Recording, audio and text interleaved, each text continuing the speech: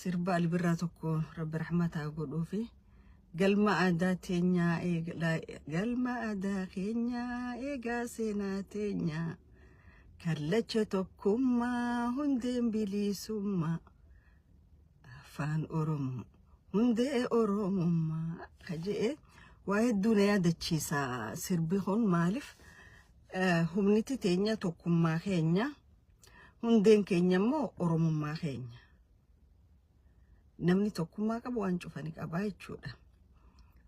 Maalifiin kana jeeseetan sabni tokko gaafa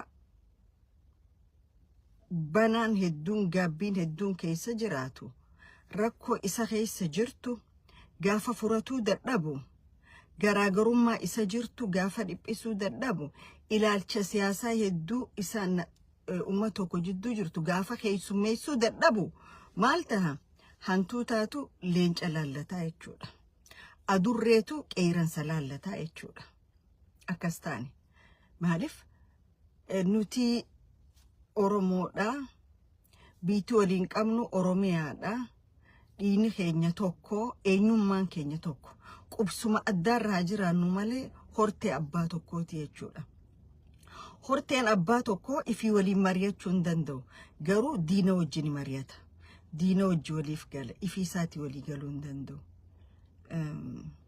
Maalifi hajoo hoggaa hedduu gaafiinatta eega diina siin balleessa joo wajji walii galtee diina Oromoonu biyyan qabu Oromiyaanu biyya teenyaa diina joo wajjin waltajjii akkara teessee mari'atta.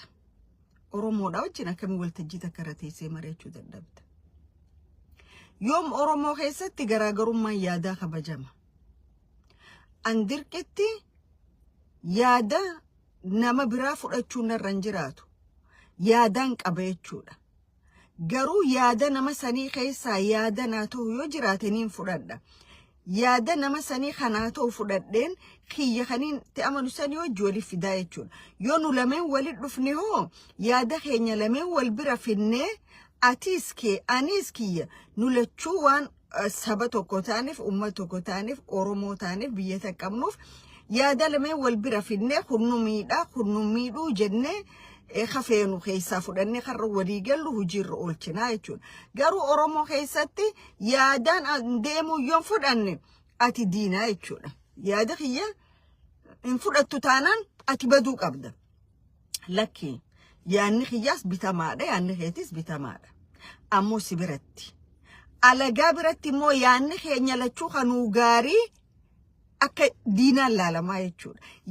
Diina yaada keenya san akka diinaan laalu wajjin teessee afaansaa cabcabayxee hojii haasoftaa jechuudha. Oromticha hojii haasa'uu hin dandeessu, Oromtittiidha hojii haasa'uu hin dandeessu jechuudha. Wanni ati Oromoodha hojii haasofte dhabduuf wanni ati Amaara hojii haasofte arkattu maali? Wanni ati Amaara hojii haasofte arkattu tokko identity kee dhabda, lama dabbiitummaan sunuu teetii miti warra siin jiru, sadaffaatu hin jirtu warra siin jiru jechuudha. Ka Oromoo kunoo let it be anybody angoodha kanarratti anyway namni ka siyaasaa dalaguuf angoo siyaasaa dhuunfachuudhaaf. Angoo siyaasaa kanarratti compromise walii godhanii wajji wal mari'atanii taa'anii amma kunoo it is good thing akkamma abaa ofii kaafaa'oon opidiyoon gawaan dabrarraan bartu isiin hin xaharamtu akkamma abaa ofii kaafaa'oon xalayaa barreessanii rakkoo Oromiyaa keessa jirtuuf hatattamaan marii godhuu qabnaa ka ja'an kun silaa amma opidiyoon nama mataa qabutee nama sammuu qabutee yaada eebbifamaa akkasiisan fuutee rakkoo Oromiyaa keessa jiru furmaata kanniti jechuudha. Maaliif opidiyoo tanaatu opidiyoo makalee Tigreedhaa hojii turte jechuudha. Tigrumaa bakka irraa kee opidiyoon dhuftee malee jijjiiramni dhufe hin jiru jechuudha. Because jijjiiramni keenya bakka itti hijaak ta'e qabaa jechuudha. Bakka itti kufe qabaa jechuudha. Amma akkana kufee ne dubbanne qiyaamas nama buutu hedduudha jechuudha. Hedduudha jechuudha. Garuu namni dogoggora kalee dalagerraayi arra waa bara dogoggora kalee godhe dogoggora akka kalee sanitti kaan hin deebine arra maaliin godhuu qabaa jeettu dogoggora san caalu seenaa jiru jechuudha. Dogoggora san caalu seenaa jiru. Maaliifin kana kaasuu barbaade amma naannawa baha Oromiyaa waan deemu jiru ni agartan waa'ee saaminsa lafaa cabinsa daangaa odoon ta'in saaminsa lafaati deemaa jira jechuudha. Saaminsi lafaa kun bifa lamaan deemu jira. Tokko karaa Ogaadeniin deemu jira, tokko karaa Isaatiin deemu jira. Warri lameen dhiiga namaa gannequu deemus warra lameen kanaa jechuudha. Warri hullachuu ammoo qaama Oromoo politishaan Oromoo aktivistoota Oromooti hojii ala kana hojjetanii jechuudha. Ka akkam fa'a kakka kunoo gurbaa Usmaa'il Dr. Usmaa'il jedhu ka warra Isaa ka miidiyaa Amaaraati irra deemee faannoon jabaachuu qabdu jedhu kaanoo ka akkami kakka Feesar Rooblee ka warra Ogaadeen kana ka Oromoonu baroota akkanaa keessa naannawa kanan turree jedhu kanneen hojii qabsoo godhaniiti ana mirga kiyyanaa kabachiisanii jechuudha. Dura warroonni garii mirga Oromoo kabachiisu dura mirga mataa keessanii kabachiisa. Kabajaa mataa keessanii qabaadhaa dura. Namni dura mirga mataasaa kabajeeti mirga saba Oromoo kabajaa jechuudha. Warra arrallee Oromoo rakkoo fidaa jiru. How are you going to solve it? Amma warra kan hojii hojjettan. Okay.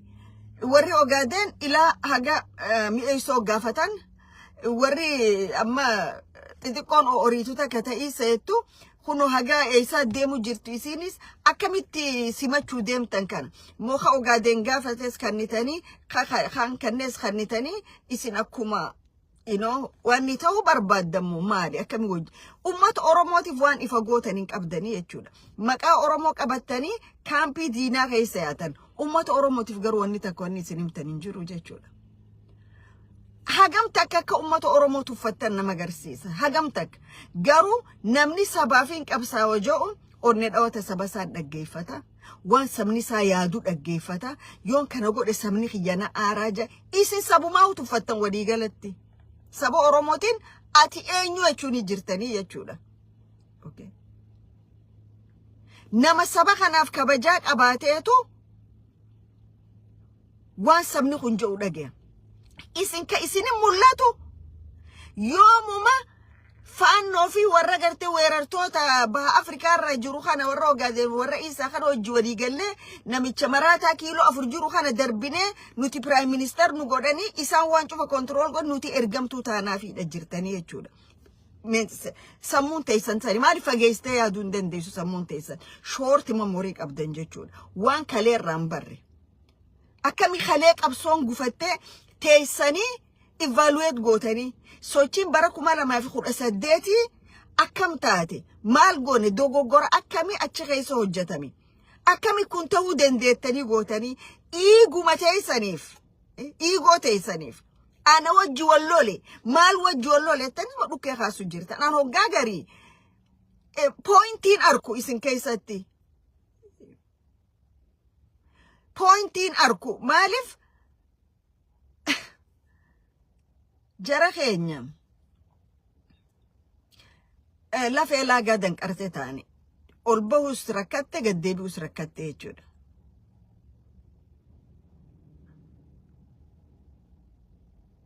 So mee if dhaggeeffadha eenyu Usmaa'il Dr. Usmaa'il namichi jedhu kun software engineerii kabarate isa miidiyaa maraarra deemee olii gad faannoo jabeessuu qabnaa furmaanni biyya sanii faannoo qofaa ka jedhu kun koree hojii gaggeessuu keessaniiti miti isi warra Amaara jala fiiguun baana. Yoom faannoon shiftaan maafiyaan durriyyeen kilili Amaaraa keessa ijaaramte yoom biyya saniif furmaata taate. Because ilaalchi warri kun qaban tuffii Oromoof qabanirraa nuufi Amaara qofaatu jiraachaa ture biyya san keessa aja warri gaara gurraachaa gabbu'ee ganda keenya dhufee qubate kun jechuudha. Okay. Warri heera keenya qabannaa kitaaba heer Isee jedhan. Kitaaba heer Isee kana keessatti Oromoon dhagaa bu'uuraa kaayuu fi malee kitaaba san keessa waan jiru gartanii. Kitaaba san keessatti Oromiyaa bahaa keessa magaalota meeqa teenya janii kileem godhan heer Isee san keessatti. Laaltanii heer Isee san.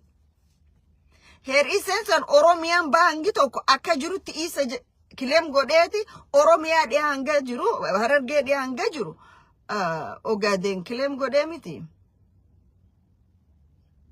Heera mabaafatan kana keessa heera UNESCO tu kana mirkaneessaa fida achi booda isinii mirkaneessinaa akka Hawaashii getteessan ta'ee jaan UNESCO keeti biyya namaa daangaa qabdu fuudhee isa kana warri kun Ameerikaanuu teenya UNESCO fidaanuun jettee jedhee amma Minnesota tanaaf kileem godhuun oolan maybe isaanitti ta'anii Oromoodha populationiin guddaadha maaliif qalbiin qaban waan ta'eef bakkuma deeman cufa teenya jedhanii jechuudha. Kana maaliifin kaasuu barbaade dhihoo tana walgahiilee warri kun oofu jiran agartan dura dirree dhawaa keessa godhanii dirree dhawaa san agartan waan isaan godhan dirree dhawaa san alaabaa isaanii fidanii ummata seera hin beekne seera addunyaa hin beekne ta'u amma biyyaan jiru tanatti alaabaa tiyyaniin qaba alaabaa Oromooti garuu alaabaa Oromooti fi alaabaa Ameerikaatti wal biraan qaba jechuudha wal biraan qaba boos mana kee duratti immoo yoo fannifte mana kiyya dura yoo fannise ta Oromoo qofa fannisuu hin danda'u ta Ameerikaatti cinaan fannisuudhaan qaba jechuudha because biyyaan an keessa jiruutu sanii tana waan taateef jechuudha garuu jarri kun gaafa seera isaanii dirree dhagaa bu'uuraa dhagaa abaarsa qabu tokko kafasaadaan keessa guutte achi kaayyatan alaabaan Jabuutitti nafne kiintaala meeqaan galchaniiti hiraa turanii jechuudha dirree dhawaa keessa akka dirreen dhawaa guyyuma sanirraa jalqabdee tasaanii taateetti jechuudha. Garuu Oromoodhaaf maaliin quudhe'anii Oromoon obsa qabaachuu isaatiin arge. Obsa qaba which is obsa qabaachuun gaariidha. Amma durriyoota Jabuutiif bakka adda addaati ganna fidanii gannaqanii Adam Faarahfaan Adam Farahii fi Mustafa Akjari fideechi gannaqee silaa hoggaas Oromoon kaatee waan qabduun dura dhaabbatte waan dhufu asumarraa tilmaamuu dandeessanii jechuudha. Maaliif wanni dirree dhawaatiin bulcheettu tunis takka Ibrahim Yusuf tun dabbalulee isaaniiti. Ibrahim Yusuf jechuun nama jarri kun akkaawuntii isaa keessa maallaqa guddaa nequufii jechuudha. Minisootaan jaa dirree dhawaa keessatti Oromoo maayinooritii godhuudhaaf lafa akka jirutti jara kana gurguruudhaaf warra ganna shanan jaan dabre kanarra dalagaa ture jechuudha inni ni arkattatis Ibrahim Yusuf waan facaafatte dachatti arkachuu teessaa jechuudha dachatti because kaameraan Oromoodha isin cufarra hidhamee jira isin waan qabdan malee bakka isin seentan waan akkaawuntii teessan seenu akkana kaameraan gubbaa dhaabbatee jira jechuudha okay so jarri kun gaafa san godhan mirkaneeffanne madirreen dhawaa Somaaliiti ta'iisaati mirkanooyte jedhanii kara biraa kutan jechuudha kara biyya abbaa qabdi miti Zeeyilaa dhaqanii waan itti walitti hin jiran ilaa guyyaa irraanii agartanii jechuudha. Zeeyilaa keessa isa daangaa keenya dabree cabsee dhufee seera gartee biyya namaa itti saaman sanuu seera san keessa seera waan Rabbi wajji waliin nama buusu kitaaba kana fiddanii asnuma hin dhufne biitti tun abbaa qabdii jedhanii humna hidhate Somaliland irraa fidanii daangaarra gannaqanii jechuudha. Mee tokko kan dhiiratee kaas bahu laallaa jedhan jechuudha.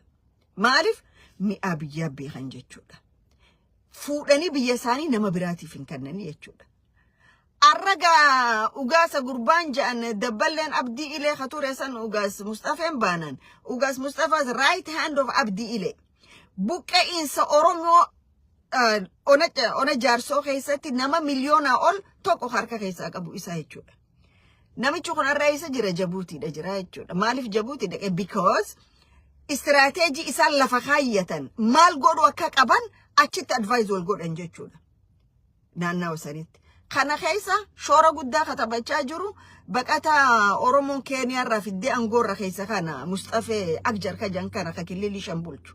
Maaliif daangaan Oromiyaa bahaa ona jaarsoo hangam takka akka deemu jiru agartanii jirtanii. Gaara dhaabbatu yoo lafti dirreen jiraatte manneen qorqorroo irra jaaraa jedhameeti itti himame jechuudha. Akka saree maraattee gaaran Oromoo cufa keessa yaanii naannawa sanii qorqorroo shara maal jaaraa jiran. Eenyuuf jaaruu jiran. Okay, eenyuuf jaaruu jiran. Because hoggaa lafa ummata tokkoo saamtu ummanni tokko ke'een dubbanne akkas goote jechuudha. Akkuma kunoo Israa'el lafa Falastiin goote.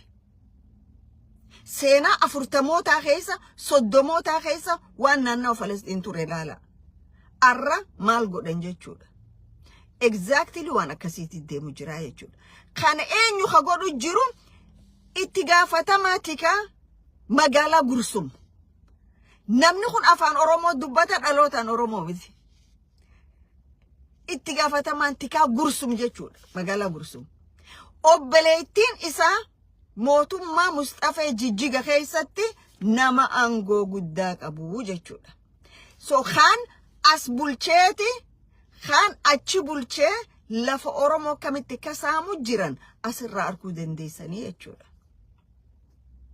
okay so Oromon especially dangan Oromia sami silafa bakka cufa deemu jira garu irrahaman khagadi deemu jiru kana jechuudha mootummaa Jabuutiitiin fandite Mustafa Agjarin fandite waan ajaa'iba isinitti ta'u namichi prezidaantiin kililii shanii baqataan nuti Keeniyaa irraa fidnee nama isa goone kun